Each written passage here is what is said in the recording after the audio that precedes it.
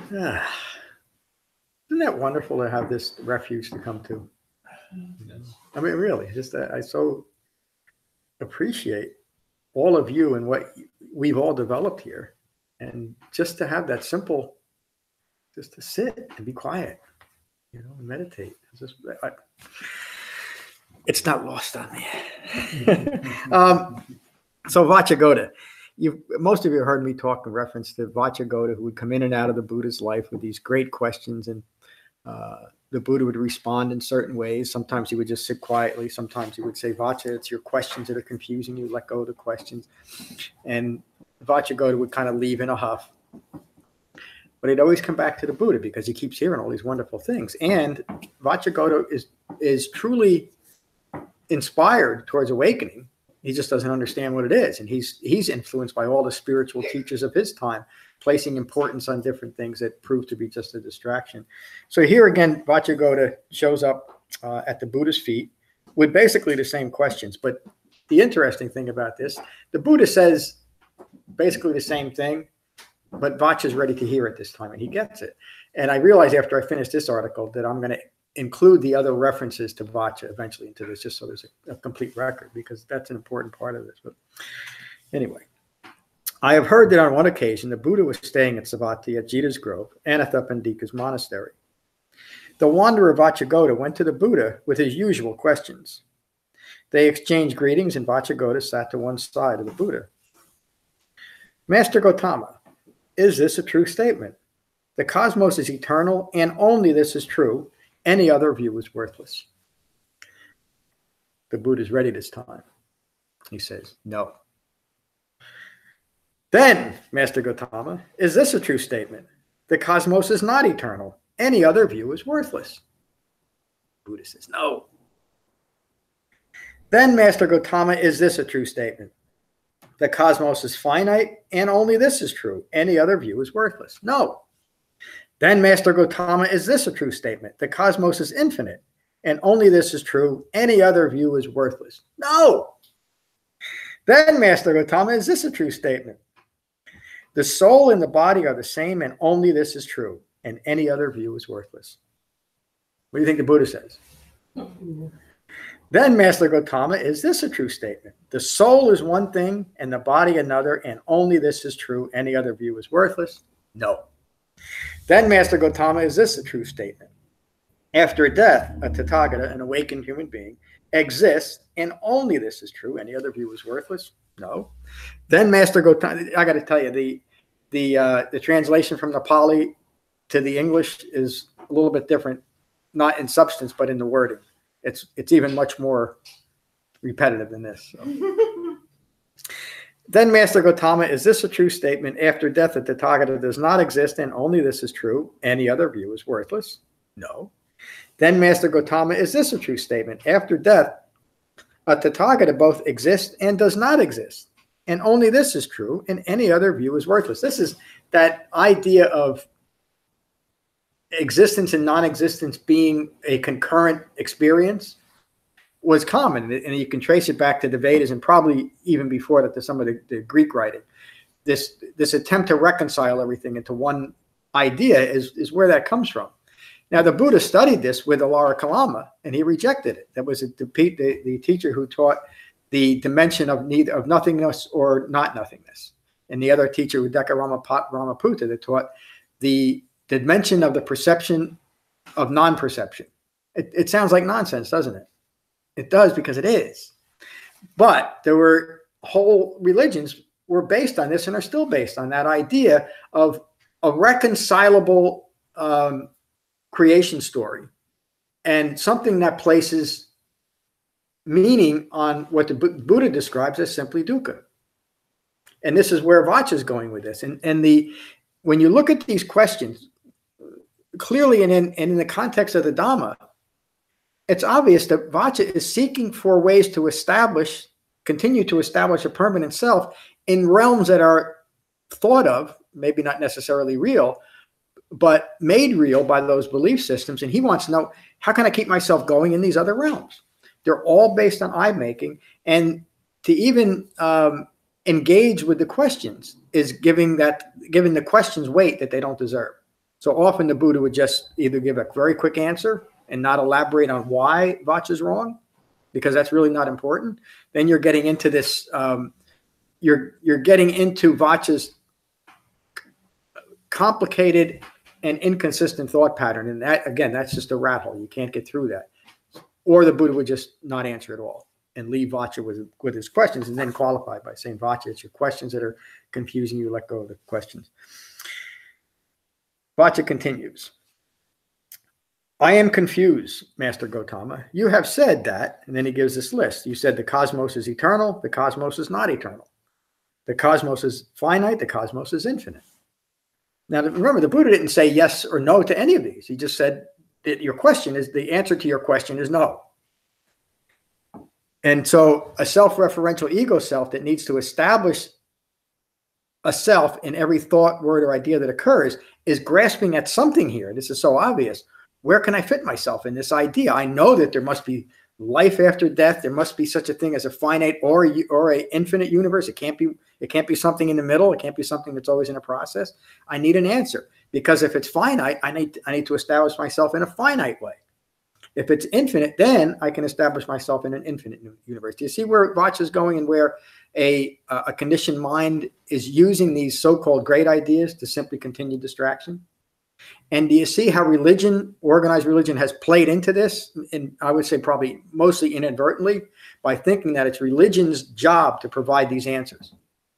And most of the spiritual teachers of the Buddha's time and today's time will declare that they have the answers to these questions that literally have no answers.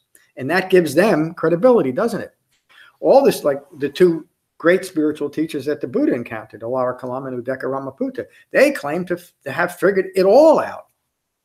Of course, the Buddha realized that that's not even something that's worth figuring out, because there's nothing there. There's nothing to figure out. But an ego wants to, because that's where it establishes itself. Vaccha continues. The soul and the body are the same. The soul is one thing and the body another. After death, a Tathagata exists. After death, a Tathagata does not exist. After death, a Tathagata both exists and does not exist. And after death, the Tathagata neither exists nor does not exist. Think about the confusing logic that makes those questions seem reasonable. And yet one of the greatest Buddhist teachers of all time, not teaching what the Buddha taught, Nagarjuna, who was a Mahayana teacher and well regarded. I mean, still, he's recognized as one of the greats. And I read most of his readings, and it's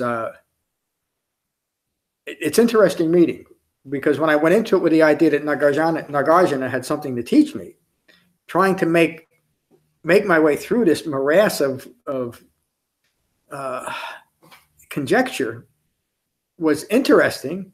It was distracting, but ultimately very disappointing, because I realized that he really doesn't know what he really knows, what he's talking about in relation to what the Buddha taught. In relation to Mahayana Buddhism, the man is brilliant, and he understands how to present that in a perfect way. But his big thing was to,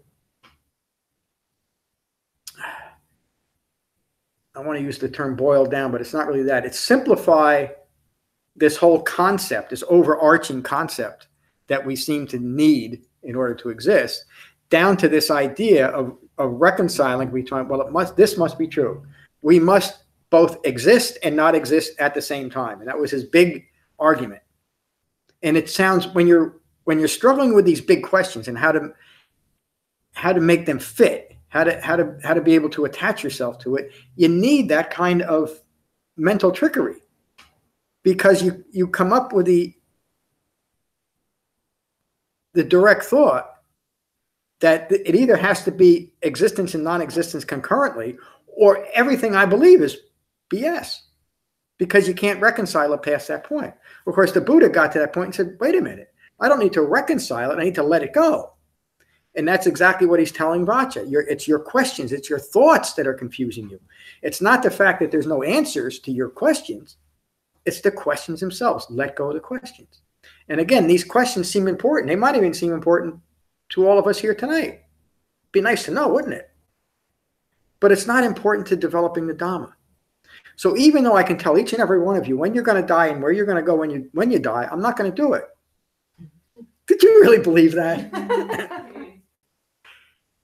what would be, I mean, I used to think, wouldn't it be great to know when you're going to die? I'm glad I don't, whether it's the next minute or 20 years from now, because it brings, and not because of the fear factor, it brings too much immediacy to my life right now.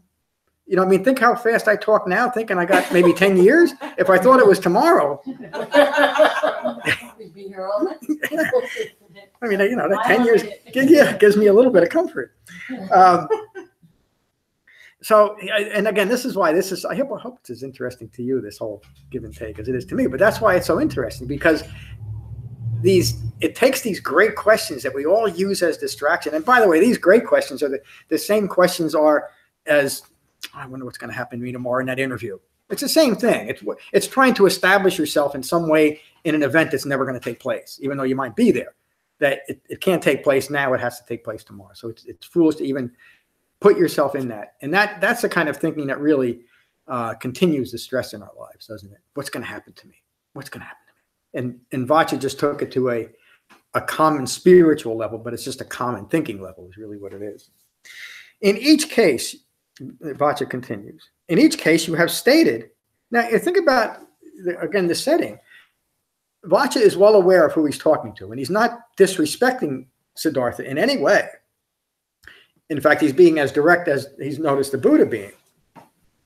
But it still takes a lot of guts to stand up to a Buddha and say these things. Even, I mean, this is a translation 2,600 years later, but the flavor, I'm sure, is the same.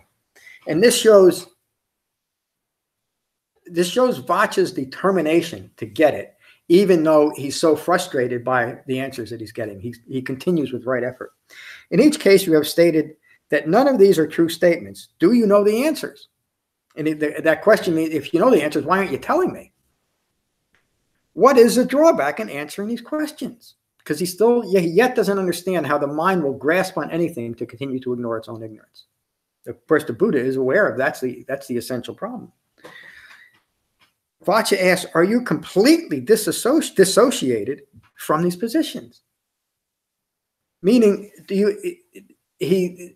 does he not even consider these things? And of course, the Buddha says, Vaccha, the notion that the cosmos is eternal is a thicket of views. Again, 2,600 years ago, the Buddha is talking about how the development of human thought has resulted in a thicket of views. And the Buddha is referring to the highest level of human thought at that time in general. Of course, the highest level of human thought at that time was expressed by the Buddha, at least according to me.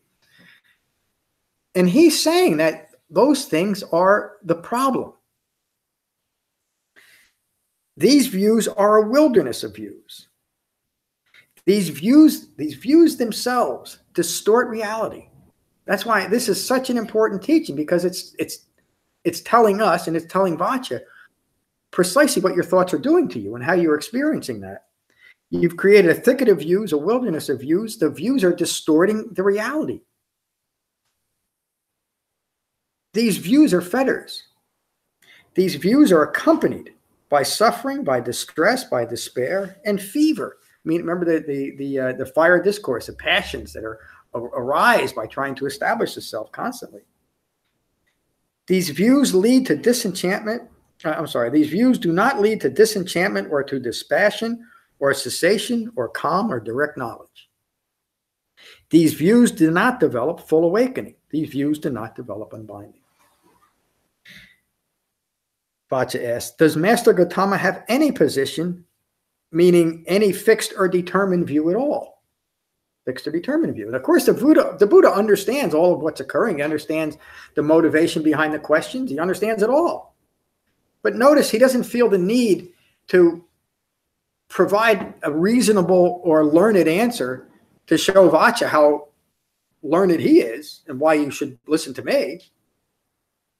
And he really doesn't say, I don't know, because that's not true. He does know. What he does know is that those questions themselves are completely irrelevant. No matter how insistent we might be to want answers to these questions, such as what's going to happen to me in the next minute, it's the same question. There's no answer to it, is there? Let go of the question. Does Master Gautama have any position, any fixed or determined view at all? Vaccha, a position is something that a Tathagata has done away with. Think about that. Done away with it. An awakened human being doesn't take a fixed position on anything. Why? Because we know that everything is in a process of awakening or process of becoming. The secret to life is being present in that process. The secret to awakening is gaining the ability to be involved and integrated into the process of our own life unfolding without the distraction of me, an ego personality, needing it to be any different than it is.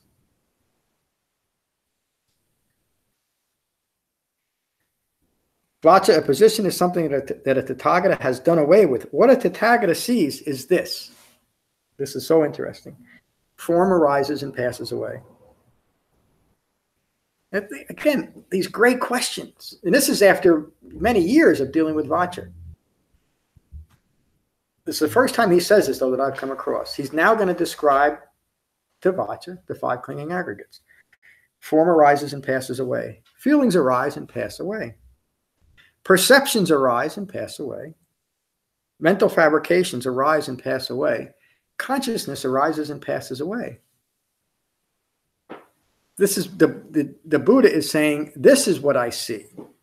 This is what I know. This is what I'm concerned with. This is what I hold in mind.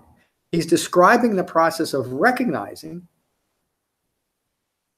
dukkha occurring, the 5 clinging aggregates, and that within that process is awakening. This is what I know. He's saying to Vaccha, the only thing that's important to me as an awakened human being is these 5 things, the 5 clinging aggregates. I want to understand, and I have understood, the nature of suffering. That's why I've described the 5 clinging aggregates as the ongoing personal experience of suffering. The Buddha is referring to that right here. Yes, Frank? I just have a question to clarify something in my mind. Please. When I can identify the origin of suffering in myself at that moment, the 5 clinging aggregates is the not self characteristic that's experiencing this suffering, and then through understanding and seeing what's happening, then this passing away is the cessation of that. Yep. Is it the impermanent environment? Yep. 2 gold stars. That's it. And note the important part that you said is noticing the impermanence in what's occurring. That's the great insight that a well concentrated mind gains. So good for you. That's it. That's how it's done. Thank you. My words, conscious. It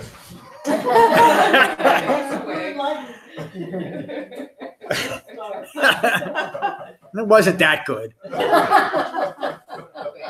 Sit down. You need a little bit more seasoning. Consciousness in this context refers to ongoing thinking rooted in ignorance of 4 noble truths as described in the Paticca-Samuppada Sutta, Sutta on Dependent Origination. But you'll also notice that, I hope you do, that the Buddha's reference here to the 5 clinging aggregates also relates directly to the Satipatthana Sutta, to the 4 foundations of mindfulness. Noticing the arising and passing away of the breath in the body, feelings, thoughts, and then consciousness. Of course, perception and assumptions are part of that process anyway. It's not addressed directly in the initial foray into the 4 foundations of mindfulness, but it's mentioned later on in the sutta too. So again, it's all tied in, or all is in the same context of what we talked about last week, the Dhammacakkappavattana Sutta, dependent origination, and all of these understandings of what constitute a self. 5 clinging aggregates, the not self characteristic, and even the what we understand now about what karma truly is all part of that same thing. Consciousness in this context refers to ongoing thinking rooted in ignorance of 4 noble truths as described in the Paticca-Samuppada Sutta. What the Buddha is referring to here is the 5 clinging aggregates, and these describe the ongoing personal experience of suffering due to that initial ignorance. So Vaccha just has got done literally expressing his own ignorance in that way.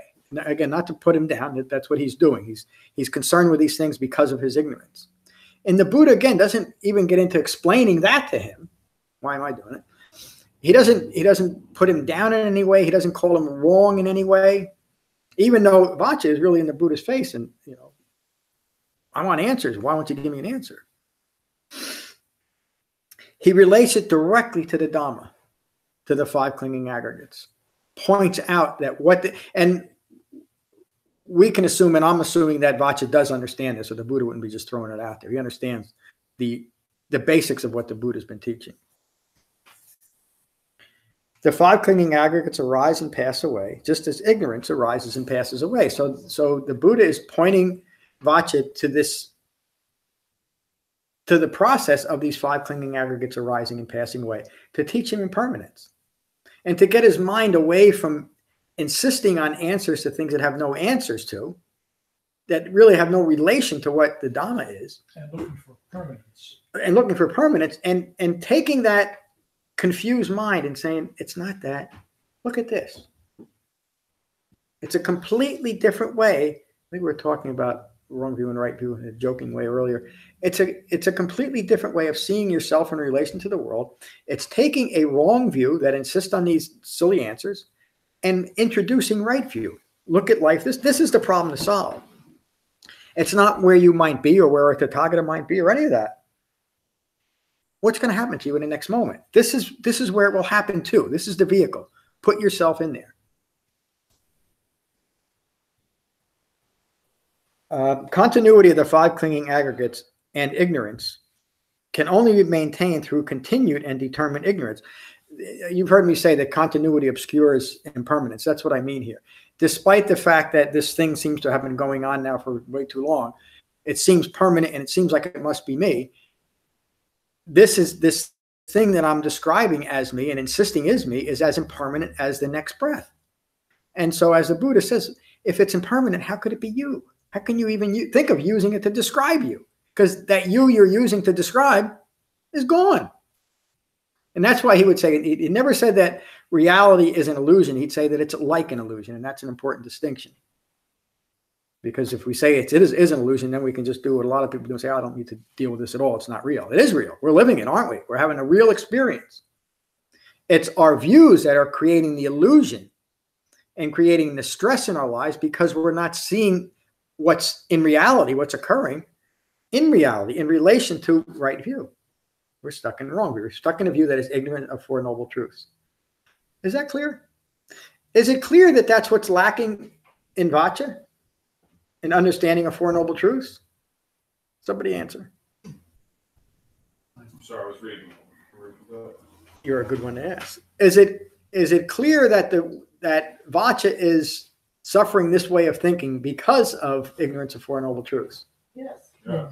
I was going to ask if this dude, what's his name, Vaccha? Yeah. If he meditates, if he's part of a Sangha or... Well, he does, and he eventually, well, you'll hear, he becomes part of the Buddha Sangha here. I would, he's part of the New Age spirituality of his time. So he's dabbling in everything that comes along. And remember, Northern India at the time wasn't like a barren desert. It was a thriving worldwide economy.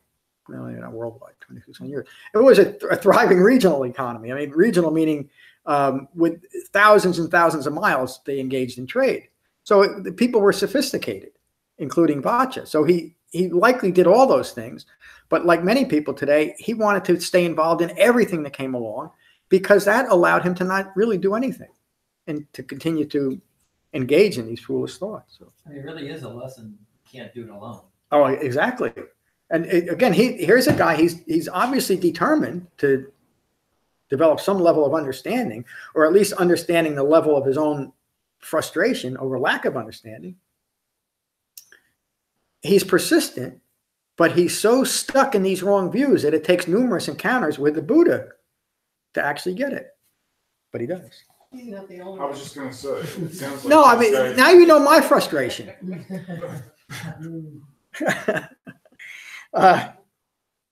Continuity often obscures impermanence.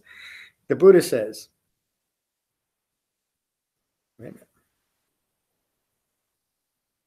This is why, I'm missing an is in there. This is why I teach that a human being who develops the Eightfold Path brings to cessation this very ignorance through renunciation and relinquishment of all wrong views, in parentheses, rooted in ignorance of 4 noble truths. This one, Buddha continues, this one has ceased all eye-making and obsessive conceit. Talk about hitting you between the eyes. It is through recognizing and abandoning false and distracting views that one is liberated from clinging to wrong views. We first have to recognize them, don't we? We have to, in a true sense, categorize these views that I've been holding about myself and the world as a wrong view. I have to be willing to accept that many of my thoughts and my assumptions and my perceptions are rooted in ignorance, and so they're rooted in their wrong views. But they're of no true consequence as long as I recognize them and start moving towards right view. It's the whole point of the Dhamma.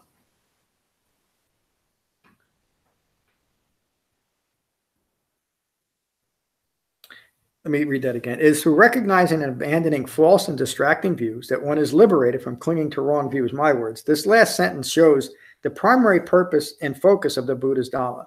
The Buddha consistently describes an awakened, fully mature human being as unbound from clinging to wrong views, views arising from ignorance of those same Four Noble Truths. Vaccha's got another question. But Master Gautama, the one whose mind is thus focused, thus released, where are they reborn? Still got to figure it out. You still got to have an answer. What's going to happen to me?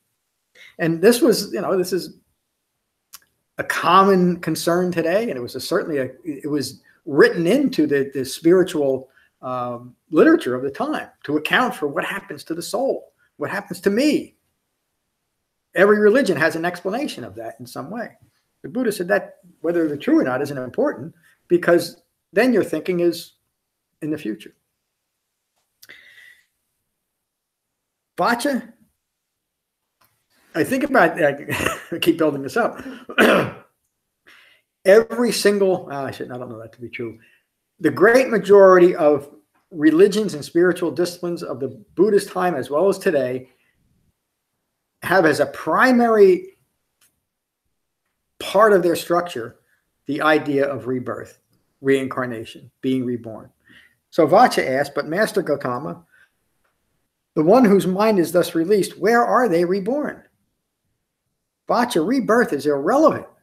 That is a huge statement to say at that time, and really it's not that uncontroversial today. It's not right, it's not wrong, it's not true or false, it's completely irrelevant. Master Gautama, are you saying that this one is not reborn? Vaccha, not being reborn is irrelevant. So it's the question itself that is rooted in a wrong view. It's not that the Buddha is saying that one or the other is true or both are true. He's not making a declarative statement about that at all. He's saying that it's a foolish question. There's no relevance to the Dhamma, which is the only thing the Buddha is concerned about, awakening. So we can get into long physical discussions and great debates and start quoting people that said this and that one said that, and my God says this, and this diva says that, and that teacher says this. And so all of this must be true. Or it's not. And it's not to be concerned with.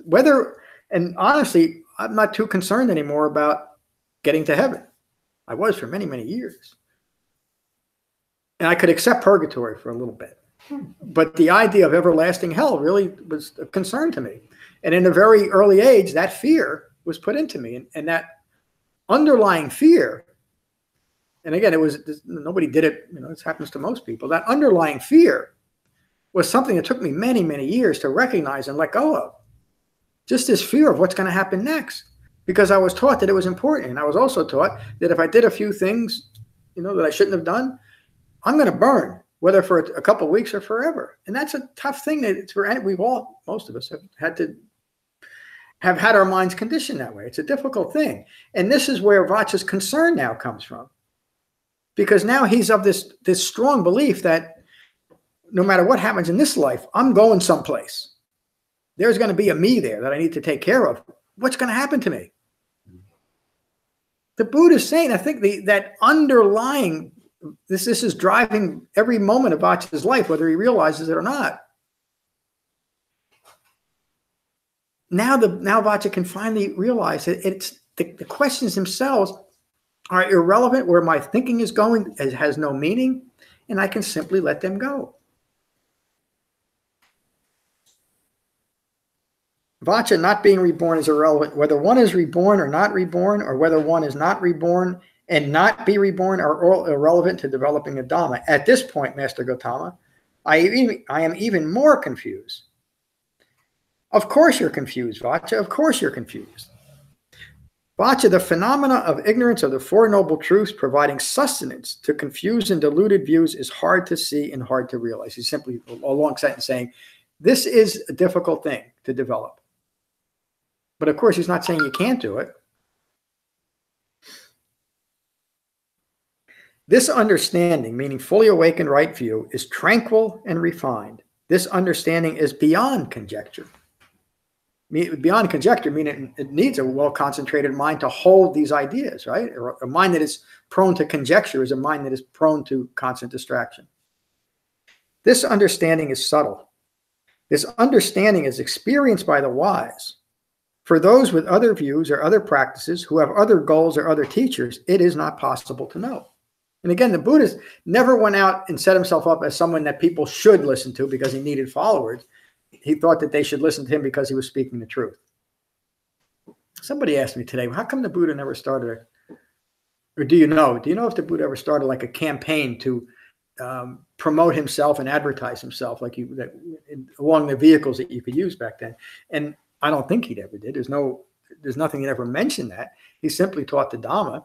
And when his students learned enough and could teach, they went out and they taught. And that was it. No billboards or anything.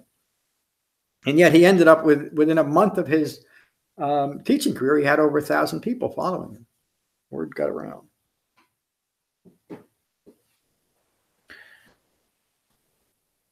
It is not possible. That being the case, Vaccha, I will now put some questions to you. Answer as you see fit. Vaccha, if a fire is burning in front of you, would you know that this fire is burning in front of me? Vaccha says, yes, wise teacher. He's warming up to the Buddha finally. And Vaccha, what is sustaining the fire? The fire is dependent on grass and timber for its sustenance. Vaccha, if the fire were to go out, would you know that the fire is going out? Yes, wise teacher. And in which direction from here has the fire gone? Has it gone east or west? Has it gone north or south? The Buddha is asking a ridiculous question to point out how ridiculous Vaccha's questions are. They don't have an answer, is there? Master Gautama, that question is irrelevant. Isn't it? I mean, the brilliance of the Buddha to teach Vaccha in a way that he knew he could reach. What has sustained the fire, grass and timber, has been consumed. Any fire burning dependent on the sustenance of grass and timber will simply cease to exist. The fire is unbound from its sustenance. This is also a direct teaching on karma.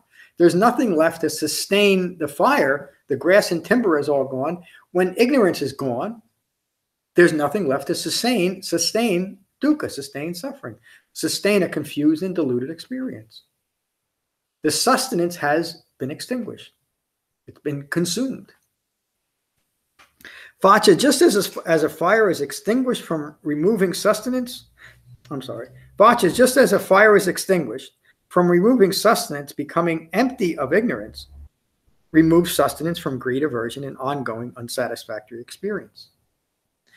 Any physical form describing the Tathagata as form is a wrong view, meaning as a physical form. This is the permanent Buddha.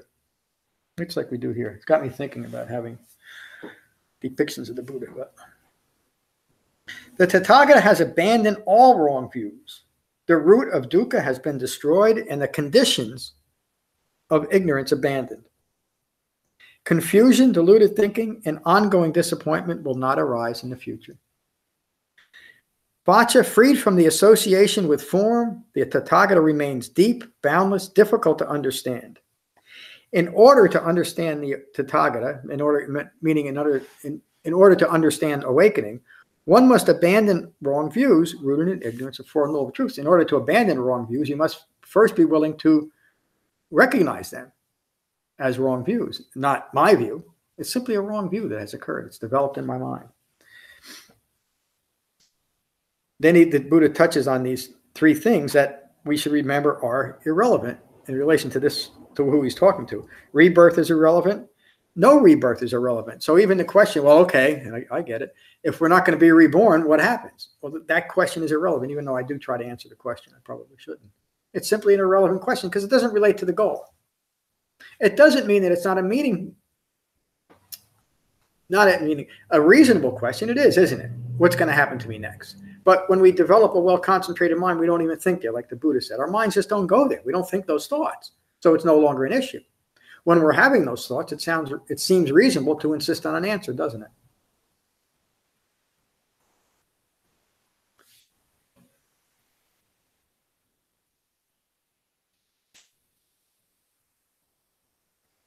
The conditions rooted in ignorance that give rise to suffering are no longer present in the Tathagata. Freed from associating with ongoing thinking rooted in ignorance, the Tathagata is deep, boundless, and hard to understand.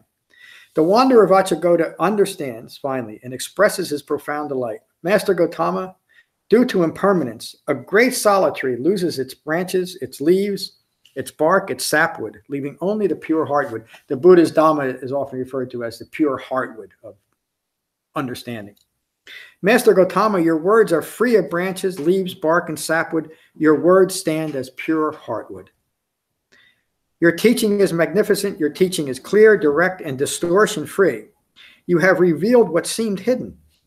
You have shown me the way. You carry a lamp into the darkness so that those with eyes to see can see the five clinging aggregates as you see them, even through these many lines of confused views. The Buddha was able to maintain his focus. I go to Master Gautama for refuge, to his Dhamma, and to our Sangha. May Master Gautama remember me as a lay follower who has gone to him for refuge. So at that point, Vaccha has now committed to develop the Dhamma and awaken. That's tonight's talk. Any questions before we go around the room? Frank. I have one about the rebirth. So they're not talking about the rebirth and dependent origination. It's irrelevant. Can't get away with it. In dependent origination, again, remember the context. The whole point of that is to be mindful of what we're giving birth to in the next moment. Here, the Buddha is responding to the question of future physical rebirths. Okay, that's what I just want to clarify that. Yeah, it's an important question. I'm glad you brought it up because it could lead to some confusion. Ron, good to see you tonight. Good to be here. I also get the feeling when Vaccha is talking about, what's going to be my future rebirth. He's kind of asking, where's my reward? Yep. For all this hard work that I'm doing. Yep. Yeah, and it's all eye making. It's all conceit. Mm-hmm. And so even if it's true, somehow, what the Buddha sees is it's taking Vaccha out of his life right now. That's the important thing. It doesn't matter what you might end up as. What are you right now? Lorna, good to see you. I enjoyed listening to that. I think Vacchagotta, that's his name, was almost challenging the Buddha really for eye-making purposes and his ego and all that. So he was sort of really challenging the Buddha. And the Buddha was very placid and took it all in his stride and answered no to a lot of questions that didn't matter. As regarding awakening anyway.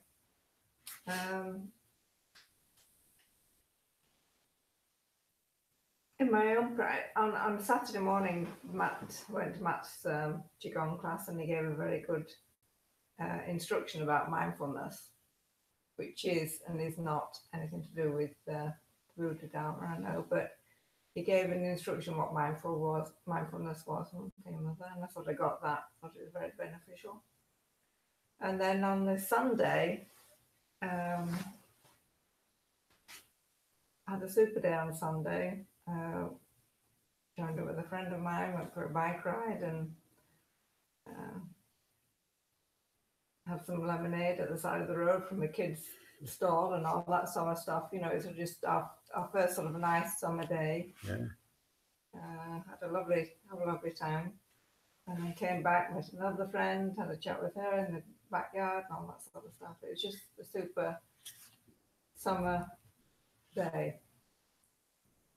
but it was all riding on influences from the outside. It was all riding on the sunshine, the blue sky. It wasn't a breezy day, so we were able to ride our bikes very comfortably and things like that. I think I'm not really confused, but I think I am confused of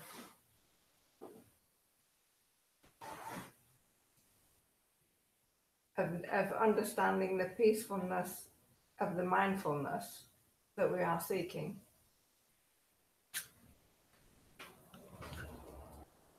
Which is to withdraw yourself from outside stimulant. Well, in a way you withdraw from it, I'll say, but yet the Buddha suggests that you don't have to sit in a dark room all your life, and not enjoy life. That's not what it's about either. Not at all. So I'm confused about enjoying outside through my 5 physical senses, enjoying being stimulated,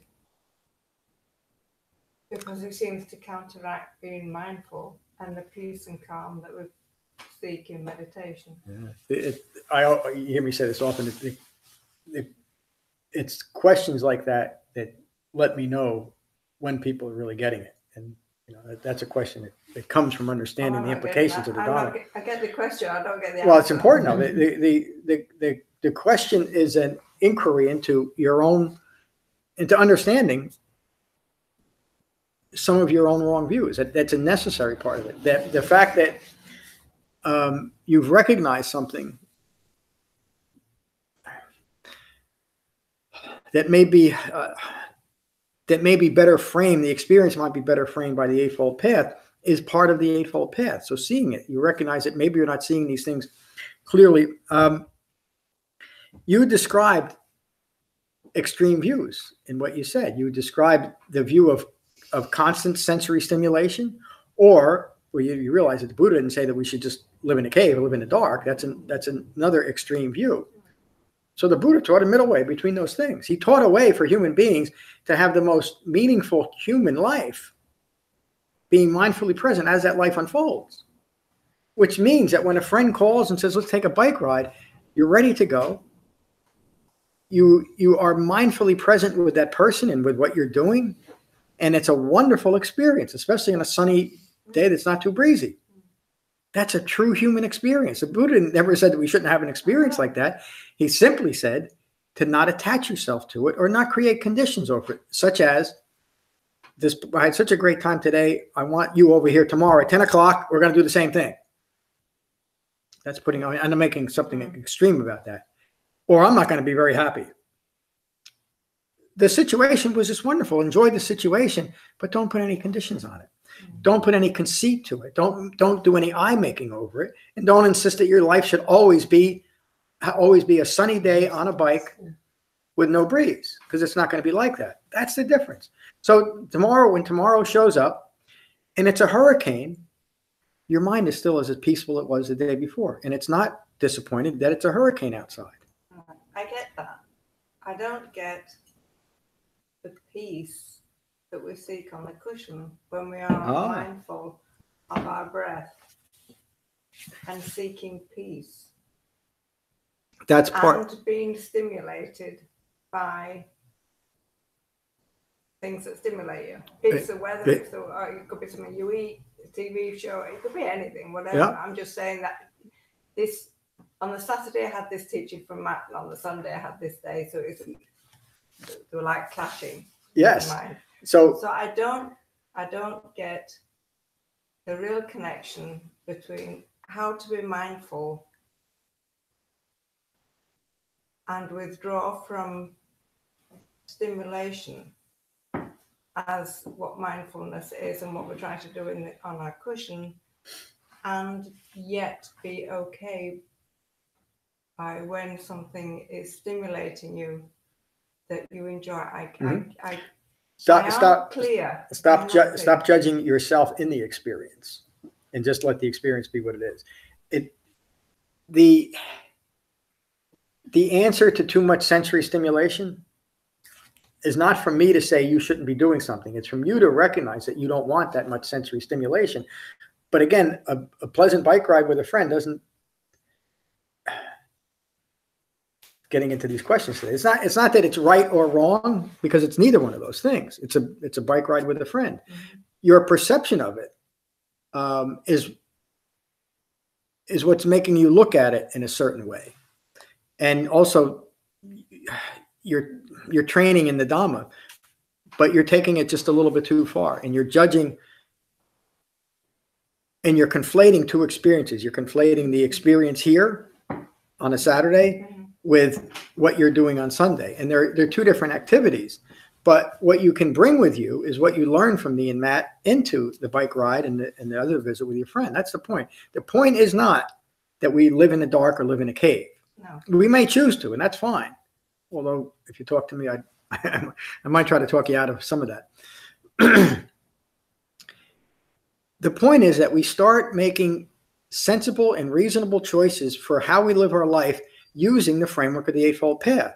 So if your friend called you up at 10 o'clock in the morning and said, you know, Joe's is open up at 11 o'clock, let's go get some shots and beers, you might have the presence of mind to say, it's a little early in the day for me, and decline. That's a reasonable thing to do. But just because you did that doesn't mean that the next person who calls, let's go take a bike ride, is something that you'd like to do. It's wholesome activity. So let's go do it. In all things, you bring up such an important point, Lorna. In all things, we practice the middle way of the Eightfold Path and use the Eightfold Path as a framework for what's occurring in our minds. So you're evaluating, maybe even judging happy, friendly, fun experiences. And you're taking the fun that the enjoyment that you're having in your life and putting a slightly negative connotation on it, that I shouldn't be having fun, as a trap. Just recognizing what's occurring is enough. And just enjoying what you're doing. You use the framework of the Eightfold Path to make choices in your life. So in other words, your friend calls and wants you to go down to Joe's bar for a couple hours, you probably wouldn't go. That's using the Dhamma reasonably well. But it doesn't mean that we don't live our life. And it means just the opposite. It means when a friend calls, we're going on a bike ride, it's going to be the best bike ride of our life because we're present for it. That's all. I heard you say twice, Oh. or more than that, that you're equating mindfulness with withdrawing from stimulation. Mhm.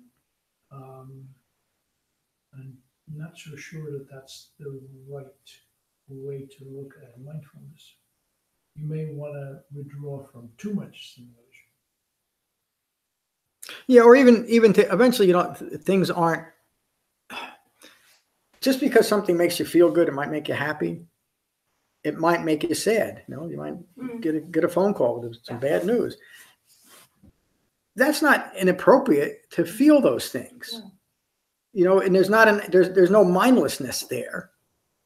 In fact, when somebody calls and says, my mother used to love this, talk about my mother a little bit. She used to love this this joke about the singing telegram. It goes like this. She said, there's a knock on the door. It's the Western Union. Says, oh, great. I've never had a singing telegram. Would you sing it for me? He says, I don't think it's appropriate. Please sing me this. Please. I never had a singing telegram my whole life. I'm getting old now. I never have another chance. Please. Your sister Rose is dead. Your sister. That was my mother's favorite joke, and I kind of forgot where I was going with it. Maybe it's be careful what you hold in mind and what you ask for. Any event in life, it's like the Buddha was saying to Vaccha, you cannot classify any event in life as this way or that way, because it's not. Even that process of you meeting your friend was part of the process of your overall life. Mm-hmm. And you can't overemphasize it, but there it is. And that's where you find yourself. Wherever we find ourselves is where we practice the Dhamma, where we integrate the Eightfold Path. And again, just to make the point, many people, as they start developing the Dhamma, look at and start diminishing the sensory input that they have in their life. But that's just a natural consequence. So sensory input isn't bad. It's what we do with it and how much we do with it. and what our motivation to constantly be engaged is. That's the problem. So you bring up some great questions. I hope I give you a good answer. Thank you. Mary, good to see you. Good to be here. Good to be here with everyone. I don't think I have anything to contribute. I liked this. I'm thinking about distractions and staying on the path, but I don't think I have anything else to add. Great.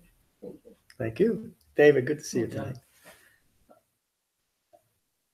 I took the time to read your article, your views, just because those were the words that, part of this reading. And, it's the same today as it was 2,600 years ago. Yeah. Maybe as soon as the Buddha passed away, things started unraveling almost. In a way. Yeah. And to see this wanderer come in multiple times, and for him to finally see that he needed the 3 refuges. Mm. And, the whole point is the heart wound. Yeah. And it just that those kind of readings help me stay focused to what I'm doing this for.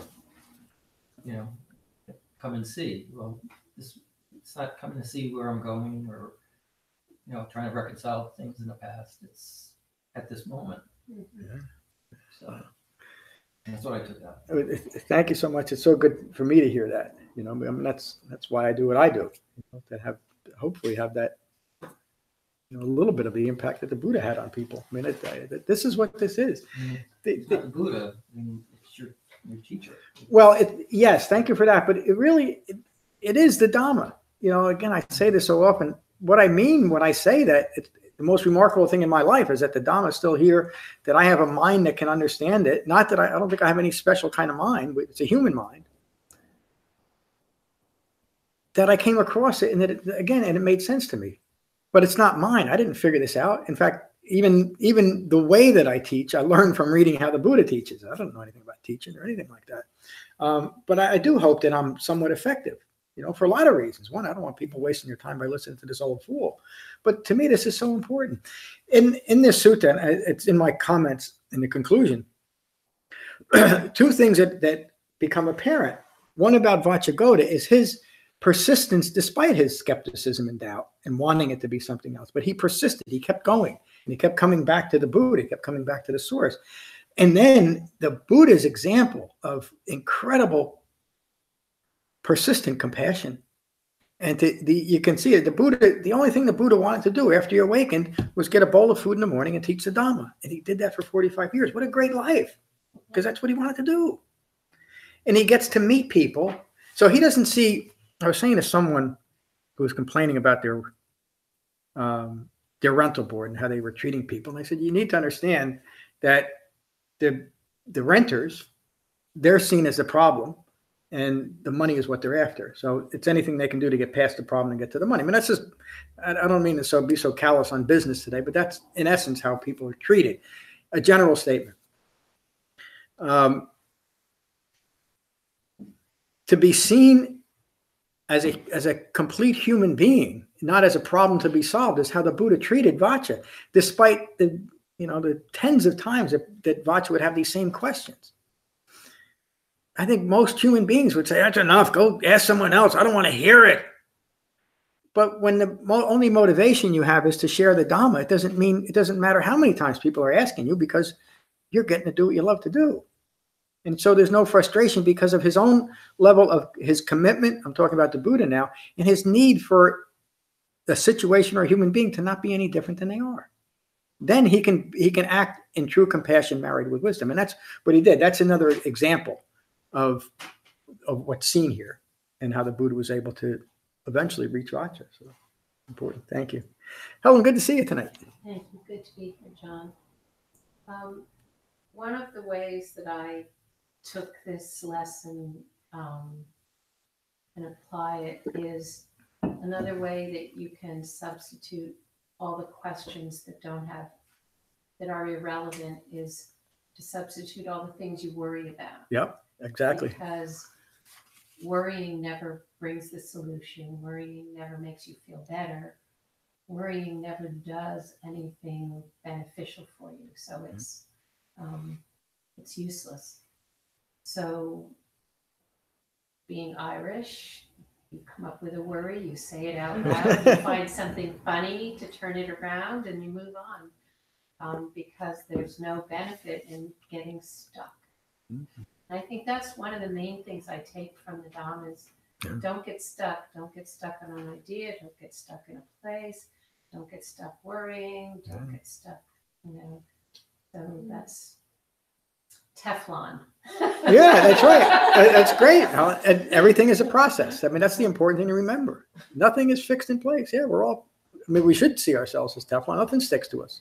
I'm unbound. Thank you. Andrew, good to see you tonight. How are you?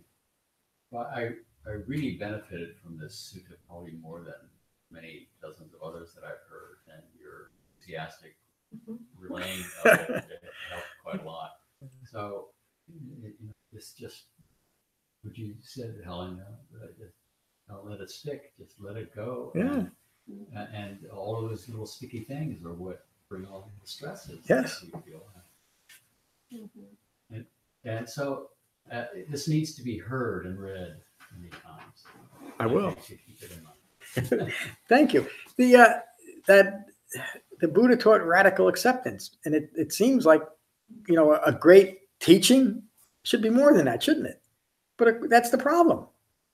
The whole human problem is that we don't accept the way life is, as the Buddha describes it. And so the answer is to simply get into all kinds of things. How can I accept something that I can't approve? Well, you got to separate those two things, because what's occurring is what's occurring. It makes sense to accept it. Doesn't mean you have to like it. Frank, good to see you tonight. Good to see you. Good to be here. I don't know, when I heard this being read, I was reading along with you. I think that I was making a connection with how hard it is for me when I was caught up in this not self-characteristic of these foolish questions of how hard it is for renunciation when you don't understand what's happening. And it's I think the connection was that through understanding, the natural process is renunciation, because when you're caught in that constant conflict of suffering and pain, and you can identify what the origin of that is, it's easier to. It's not even renunciation. It's more like you can let it go because that's the source of suffering. Yeah, because you understand it. That's what the Buddha referred to in the sutta when he says, if these other practices and other teachers, they don't know. There's no way, and he knows this from his own experience because he studied all those things. This is the way. Thank you. Bonnie, does Liz know you're in her chair? It's good to see you tonight. Paradigm shift. So I have to work on identifying where the Velcro is, because some sticks sometimes, and you have to buck it away. And so really holding all of this in mind, and just recognizing impermanence and about being in the water, and just try to become awake when I hear some of the things you're saying, and can see where I get caught up, and just have to be able to make a choice too, that okay, this is like one of those, I feel this Velcro part away, and accepting things, so particularly people are and how they are. Yeah, that's often the hardest one is in other people. There's usually a handful or so that we wish would be different than they are in everyone's life. Knowing that that's not going to happen. Accepting what I can do to be mindful and holding the Eightfold Path. That's it. Thank you, Bonnie. I mean, the things that keep coming up, the thing that's stuck to our Teflon are the things that we feel are most important, or at least most representative of what we need to be who we are. And so that's why they're so difficult, and that's why they come up so often. You know, they're there within this process. That's the beginning, and that's the beginning stage of recognition of what needs to be peeled off the Teflon. But then there's the process that we go through, you know, and you're going through it in a remarkably quick pace, I would say. So, but not too. But I think that you've incorporated the Eightfold Path enough that it's a middle way path, though. It doesn't feel extreme. Is that right, or am I? Oh, I think it's because of, it's like establishing of the strength in the middle way. Yeah. To help me to let things pass, or to accept things as they are. Because I think you're right, particularly when I feel very passionate about this thing is, you know, who I am and wanting to give it or be in that space. And just really, I think also one of the words when you were talking just after Frank, maybe after, I don't know, somebody who was patient. Just, you know, so, and I think that's also the middle way. Oh, yeah. There's a Pali word, kashanti, which means patient forbearance. And, you know, both Vaccha and the Buddha showed that patient forbearance here.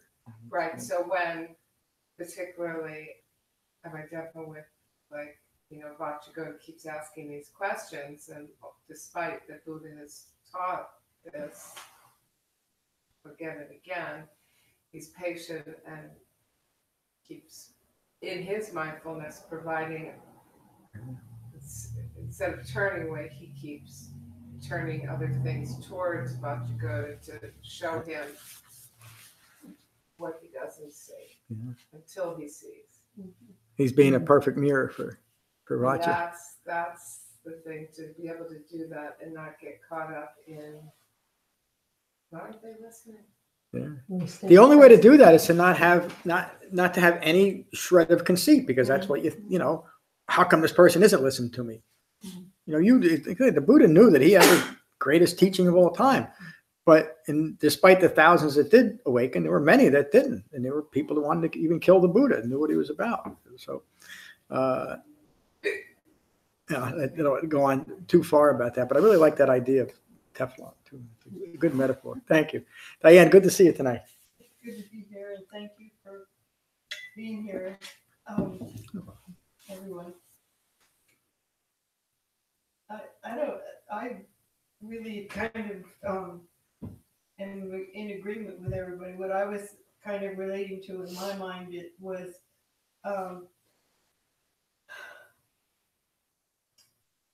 the example that, which is what Bonnie was talking about, the example that the Buddha set for him. And because I was thinking, well, throughout the reading of it, of the sutta, what, you know, what he did, what, you know, what, I mean, I was trying to get into my, you know, when people are in my face, kind of, how the Buddha was showing how to be in that, and you don't have to give a response to someone's foolish questions, like the title of the teaching was. And actually, I changed the title to make it more appropriate to what's actually presented, but the translation is the Aggi-Vacchagotta Sutta, Vacchagotta on fire. I like that. That example is really, I'm tucking that one away, because where does it go? But I mean, that's neither here nor there. But the presence of, you know, a no answer, how the Buddha answered, is just, well, it's maturing, that I don't have to react to someone who's saying something that's argumentative or something like that, or trying to push a button or something like that. And that's that's very freeing. Yeah. It's a great teaching on just how to interact with people, isn't it? Yeah. Be patient, but be straightforward and maintain the Dhamma in whatever you're doing. The other thing that I was seeing as you read it, just real quick, was what, like Bonnie, I need to say this out loud, was how the whole Eightfold Path comes together in that, the right speech, the right view, the right speech, the intentions, everything in there can bring you to that moment where you can respond to someone. Yeah. Thank you, Diane. So another interesting development here, and I talk about it often, how important it is to see the suttas in the proper context, and that when you can do that, any sutta is a useful sutta. We're saying that a lot here, that you're seeing how it fits in, there is no mention of the Eightfold Path here yet, but yet you saw it in the sutta, didn't you? Right. That's how it works. That's how the Dhamma, that's how people learned during the Buddhist time. Every teaching wasn't a beginner's class like I have here. Go over he taught a general Dhamma that people listened to. There were other teachers to kind of hash out the fine points, but they learned the Dhamma by listening, by practicing, and by questioning. And at the time they had either the Buddha or some great teachers to question, but that's how it works, and it's I'm not so much pleased because I wasn't looking to be pleased tonight, but you could see that I had a lot of enthusiasm for this particular sutta. I'm pleased that you all seem to agree with me. To me, it's like we made friends with Vacchagotta tonight from 26. I mean, we know who he is. He used to be a real royal. He was a pain in the ass, but he turned out to be a nice guy. My initial view was off, wasn't it? And again, that's remarkable. From 2,600 years ago, look at old Vacchas. How you doing, Vaccha? Sounds like a guy from Jersey. That's right. He certainly could be. Vacchagotta. Yeah, it's related to his other Vaccha. So we talk a little bit about this on retreat, how the retreats are as close as we can get to the original Sangha 2,600 years ago, just because of the material and the way they're run. But that's what's occurring in this room here too. We've all of us here tonight. There's no newcomers. We know who the Buddha is. Like, he's a good friend of ours, don't we? Not some abstract concept, or he's not elevated to a god. That's something that we can't do because he's so much. We see him as just a human being, and now we get to meet another human being just like us with the same questions. That's why these are such incredible teachings, because they're just like us. But when did it go off that path? What do you mean?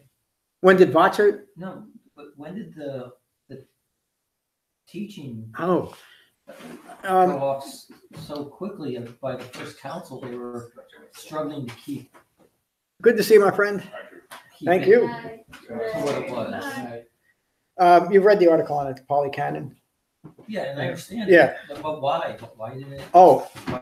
The need to continue to ignore ignorance. It really is that. I know that sounds like a quick and pat answer, but that really is the. If you look at what has developed and again, I'm not putting it down. I got to keep saying that, but it's just what has developed, and we need to see things clearly. The changes that began in earnest during the first Buddhist Council, and really the second Buddhist Council, it kind of took off, were because the people wanting the change wanted a different type of Buddhism. They were, one of the hindrances is indifference to what the Buddha taught, isn't it? They were indifferent to what an awakened human being taught in general because they wanted it to fit their views. They wanted a Dhamma that allowed them to continue to ignore their own ignorance. And when I look at the changes made, beginning with dependent origination, or you read the Abhidhamma, please don't, because you're going to hurt yourself. But if you read that, or read some of the later developed sutras, and the reason why they've become part of the Buddhist lexicon, it's clear that there's eye-making there, that it's just a way of establishing the self in some other way. And now it's within the Dhamma. The whole notion of the Bodhisattva path, Again, not a path. It sounds a wonderful path until you look at it. And I used to wonder, in fact, I took the Bodhisattva vow and then I renounced it later on. But I wondered why the Buddha never taught the Bodhisattva path. I didn't really understand anything that the Buddha taught at that point, but I never heard about this path except as a concept. And the concept was blah, blah, blah. I put off my own awakening until all sentient beings are awakened. It's a typical Bodhisattva vow. That sounds wonderful, doesn't it? Until you realize that it contradicts the Dhamma. I can't stop other people suffering. Suffering is occurs. It's part of being in the world. How could I even think that I could stop that? The Buddha didn't think he could stop it. He thought that he knew that he could teach a way for individuals to stop it, but he didn't teach something salvific. The Buddha often referred to himself as an unawakened bodhisattva, referring to himself as an awakened being filled with great compassion, but lacking the wisdom of Four Noble Truths, lacking the wisdom to be truly effective. And so he didn't teach anything until he understood what to teach, because he understood that anything else was just eye-making. It was just putting yourself out there. So again, a great question and a great point. But that's where it began. And the only teaching I've ever come across that did not do that did not have some elements of eye-making in it. And I'm not a scholar of world religions, but I've studied a lot of them. And I'm fortunate to have come across Richard Gombrich, but also I have a cousin. His name is Carl Olson. He's one of the world recognized experts on comparative Eastern religions. By the way, he doesn't meditate. And we've had some interesting conversations. But the point that I'm making is that I've never seen anything that doesn't include some type of salvation in it. But that salvation itself is always an aspect of eye-making, isn't it? I mean, if you're looking at it within this framework. And so these people in the first Buddhist council and then second wanted something different. And they wanted it to fit their views. So if you want something to fit your views, you're probably going to interject your views into it, aren't you? Which is just what they did. And that's just what happened. And when you think about what the Mahasanghikas insisted at the second Buddhist council, and even, and I got people really mad, even what the Theravadins changed during the second Buddhist council has had a profound and I think a very damaging effect on what the Buddha taught, because it's given people license to do anything. And that's really what happened. There's even people that say, well, the Buddha taught that we should question everything and get rid of, discount what we don't like. And he never said that. I mean, what foolish to even think that someone would spend their life teaching something and say, don't bother with it. He taught a very specific Dhamma that leads to awakening. I get the feeling that the Buddha was, even in his lifetime, was paddling against the stream constantly having to pull people back, even the ones he sent out to teach. Yeah, you're right. Say, no, this is what I teach. Yeah, and he understood that because he understood the words he would often use, are the world's bait. So even they'd leave this wonderful Sangha with an awakened human being running it, they'd go out into the world and some of them would quickly lose their way. And the Buddha would hear about it, he'd call them back in, he'd say something like, you foolish person, what are you doing? This is it. But that's the nature of the world. It's so it's almost impossible, and I would say impossible, to develop awakening as the Buddha teaches awakening without the support of a Sangha. I just don't know if it. Even when I get to it, I'm going to start teaching a little bit about some of the major figures, because I haven't done that. One of them was Mahakassapa, who was with the Buddha for most of his life. He died just before the Buddha died. And there's an interesting sutta, the Kassapa Sutta, where Kassapa is at the end of his life. And this relates to eye-making, but in a very simple way. And Kassapa has spent most of his life in seclusion, living in the forest, and he'd occasionally hear from the Buddha that he'd like Kassapa to come into the Sangha and lead this group, or go here and teach this group here. But basically, Kassapa lived in seclusion. He lived on alms rounds. He lived with 3 robes. The Buddha called him in and said, Kassapa, you're old. Why don't you give yourself a break? Come and live with us. And, you can have some more comfortable clothes and better food. And Kassapa said, there's no way I would ever do that. Thank you for the offer, but I could not live my life that way. it's important to me to be an example, not just to have the knowledge, but to live as a living example of the Dhamma, live that simple life, you know. And other people wanted other things out of the Dhamma. You know, that's what happened. It's interesting to me too to see how a self-referential ego, self-anatta, the 5 clinging aggregates, have impacted the Buddha's Dhamma. But he predicted exactly that. Towards the end of his life, he said that the Dhamma will never be lost from attacks from without. It will be lost from within. And then he related it. It's like fool's gold. He said the as long as there is false gold,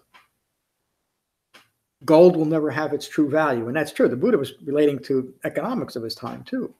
And as long as there are false dhammas or dharmas in the world, the Dhamma itself will never have its full value. And at some point, the Buddha said that the false dharmas will overcome the Dhamma, and there won't be anything left. But we're not going to let that happen. I think. Great question. Any other questions or comments? Thank you, Dave. I just have one thought that I think is part of what you're saying about the salvific part of it.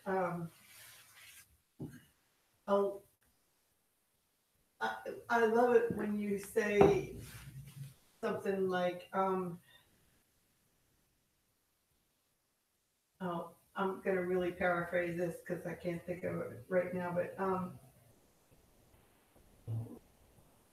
the metta, putting yourself first with the metta, and then the other people, you know, and the other, you know, thing all the way down.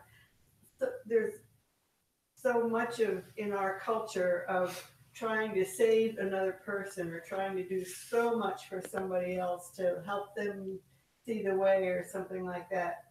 And there comes a point when you can't make a decision for them. You can't get in their mind and make them change anything. And it's like what you just said, the example. May I be an example of the Dhamma. It's much more, well, it's not much more effective. It's the only effect. If you can't live it, how could you even teach it? And why would you listen to someone who can't live it? And you know, to me, that just makes sense. I mean, I remember when I first started out in business, my father had a couple of really successful businessmen that kind of took me under the wing, and not that I ever, I didn't learn that good from them, but they gave me some pretty good advice. And one of the things that they said was, before you listen to somebody, get to know them. Make sure they're living a life that you want to live. And that was probably the best advice I ever gotten, even though I quickly forgot it and started listening to it. But I mean, it really is true. So if you want to, don't look too close at my life. You don't want to see my house, but if you're going to listen to someone, in fact, if you're going to maybe kind of base a good part of your life on it, you should at least look at what they've done with what they're teaching. I mean, that's the way I look at it. And then I think about all the awful scandals that have happened in modern Buddhism. And there's way too many teachers that have preyed on their students in all different ways, but usually the worst ways. And to me, how can that's what drives me crazy. And I've met quite a few of them when they were still alive.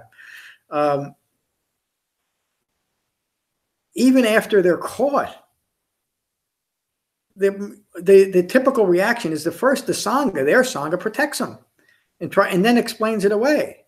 They're so far advanced that they're beyond normal human morals. Well, that's just nonsense too, isn't it? And again, it's come up again. I heard something last week about a famous group that also works at recovery, and their founder is, another one acting that way. How could you hold yourself? How could anybody see you as a teacher when they know this is about you? That doesn't mean that I'm not saying these people should burn in hell and all that. It's unfortunate. They're just as deluded as anybody else, though, and they have no business teaching because they can't apply it in your own life. And to be someone who would say, I know this person did these horrible things, but it's the Dhamma that I'm really thinking about. Well, but that's what they taught. What they taught allowed them to act in this way. Something's missing, So, thank you, Diana. I'm sorry I went off on that tangent, but well, the I think the thing I was trying to get at is, I don't know whether the Buddha was, I mean, I don't know how to, do not have the goal to be perfect. Yeah, that's another one thing that is irrelevant. It's not about being perfect or imperfect, is it? Well, We don't have to be perfect in the Dhamma, but you do have to be well focused. There's a framework for it. So, and we recognize that we're always in a process of becoming, and there's no perfection. Something that's perfect is something that is fixed in place, isn't it? Never going to change. We don't have to be perfect. We don't have to be anything. What we do need to do is to develop concentration and develop the Eightfold Path, and anybody can do it. Great class. A few announcements. Matt and I were down at Raritan Learning Cooperative today. The first time I was down, I think Matt too. What a great place! I think there was 8 students or something there, and they're just so enthusiastic.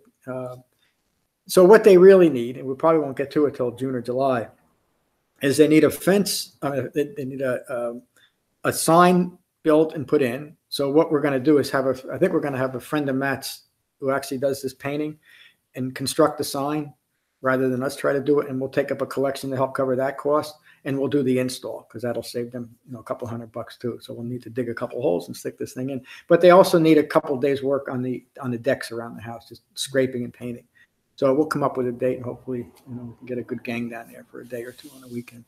But it's a great school.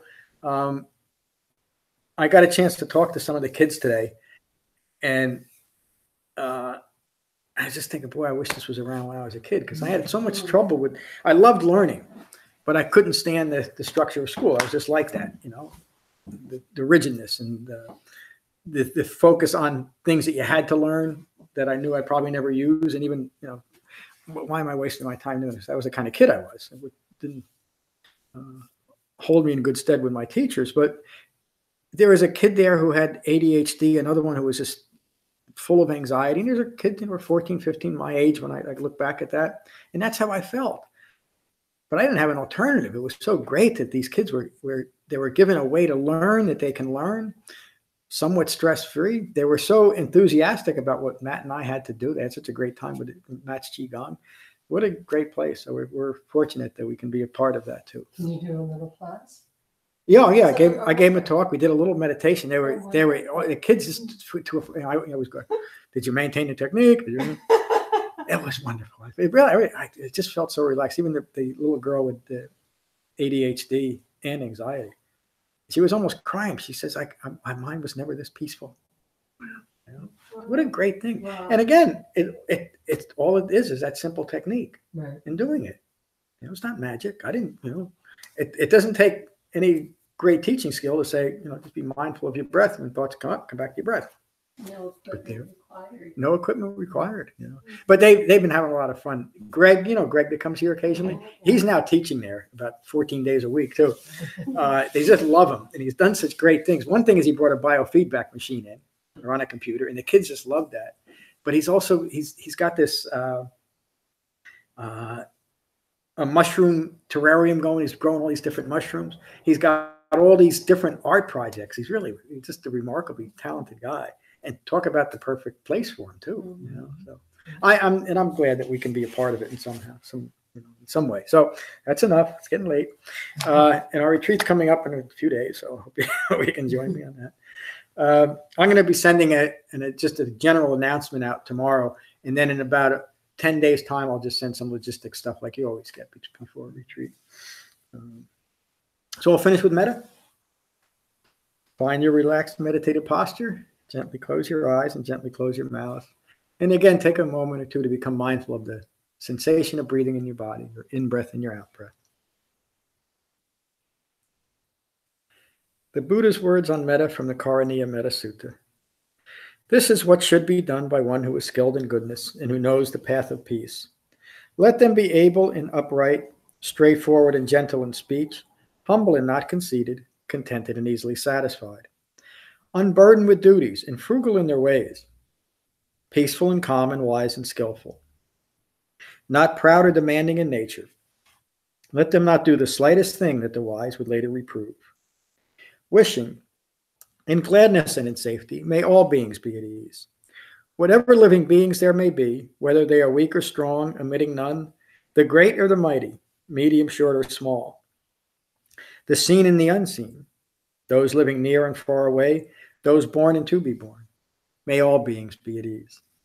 Let none deceive another or despise any being in any state. Let none through anger or ill will wish harm upon another.